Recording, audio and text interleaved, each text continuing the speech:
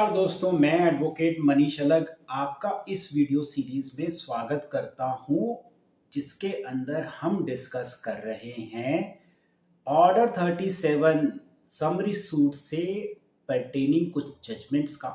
ये जो तीसरा केस है ये बेसिकली अपील है आंध्रा हाई कोर्ट की। ये केस है दोस्तों plywood syndicate versus national plywood का। तो ये बेसिकली डिस्ट्रिक्ट कोर्ट के लेवल पे ये डिसाइड हो गया था अगेंस्ट डिफेंडेंट। इसके अंदर डिफेंडेंट जो हैं वो प्लाईवुड सिंडिकेट हैं, ये पार्टनरशिप फर्म थी। और जो नेशनल प्लाईवुड है वो इनिशियली पायोनियर प्लाईवुड के नाम से थी, जो इनिशियली केस डिस्ट्रिक्ट लेवल पे हुआ था उसमें। तो इनिशियल लेवल पे जो प्लेंटिफ था वो था पायोनियर प्लाईवुड, जो कि बाद में चेंज नाम हो गया उसका नेशनल प्लाईवुड। तो वापस आते हैं अपने केस पे। ये अपील का केस था। तो इसके अंदर बेसिकली तीन चीज़ें कही गई थी। नंबर वन कि जो ज्यूरिसडिक्शन है वो ज्यूरिसडिक्शन गलत है। नंबर टू, जो अकाउंट्स थे उस अकाउंट्स में भी गड़बड़ थी। नंबर थ्री कि प्लेंटिफ एक्चुअली में चेंज हो गया था, तो ये केस ही पूरा चेंज हो गया। तो ये बहुत इंपॉर्टेंट होने वाला है, क्योंकि मोस्टली जो केस को घुमाने के लिए जो डिफेंडेंट करता है वो यही करता है, या ज्यूरिसडिक्शन का इशू लगा देगा या ये बता देगा इसके अंदर तो ये अकाउंट्स ही जो है मैच नहीं कर रहे, या फिर और कोई तीसरा।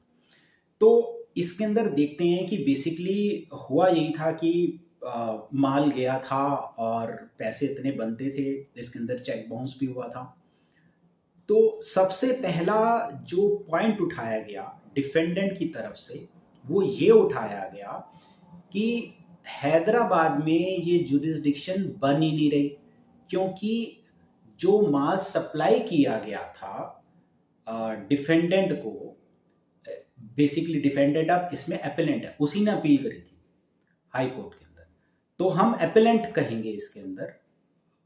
तो उन्होंने ये कहा था कि हैदराबाद में तो इसकी ज्यूरिसडिक्शन बनती ही नहीं, क्योंकि माल जो सप्लाई किया गया था वो तो विजयवाड़ा से किया गया था, और जो इनका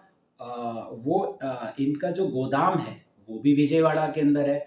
और हमारी जो ट्रांजैक्शन वगैरह हुई है, मतलब कि हमने जो बातचीत करी है वो भी इनके विजयवाड़ा के ऑफिस से ही करी है, तो हैदराबाद का तो बनता ही नहीं।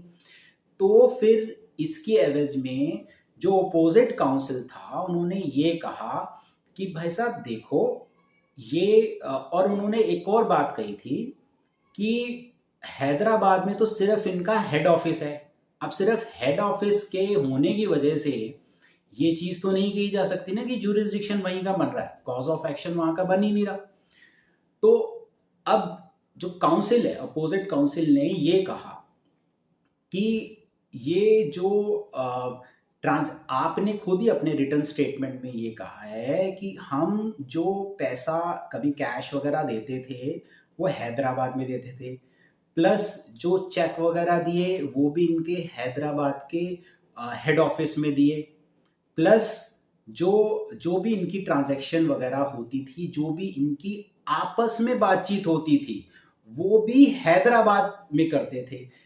तो उन्होंने ये कहा कि भाई साहब जब आप बातचीत ही, हमारी जो ऑफिशियल कम्युनिकेशन है वही आप हैदराबाद में कर रहे हो, कैश भी आप कह रहे हो कि हमने हैदराबाद में दिया, सबसे बड़ी बात कि आपने जो चेक पेमेंट करी है वो तो हमारे हैदराबाद ब्रांच का ही है, तो आप ये कैसे कह सकते हो।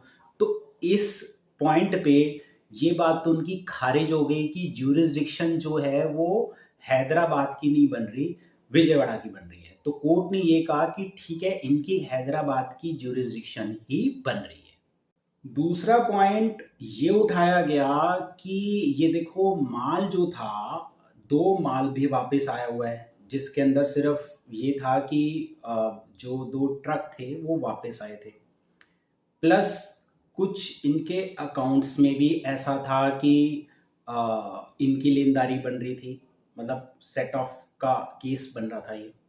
तो बेसिकली इसके अंदर जो डिफेंडेंट है, जो ओरिजिनल डिफेंडेंट है, वो ये कह रहा था कि हमारा कुछ माल तो इन्होंने जो भेजा हमने वापस कर दिया और कुछ खराब निकला। ये देखो हमने उसमें ये लिख के दिया हुआ है कि ये माल खराब है, बट उसके अंदर कुछ अमाउंट नहीं दिया हुआ था।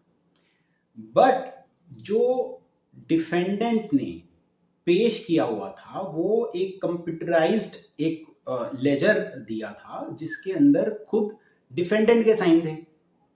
उसके साथ उन्होंने कोई भी बिल या ऐसा लेजर ऐसा कुछ भी पेश नहीं किया था। ऑन द अदर हैंड जो प्लेंटिफ था ओरिजिनली, उन्होंने सारी बिल्स वगैरह सारी चीज़ उन्होंने अच्छे से एविडेंस में दी हुई थी।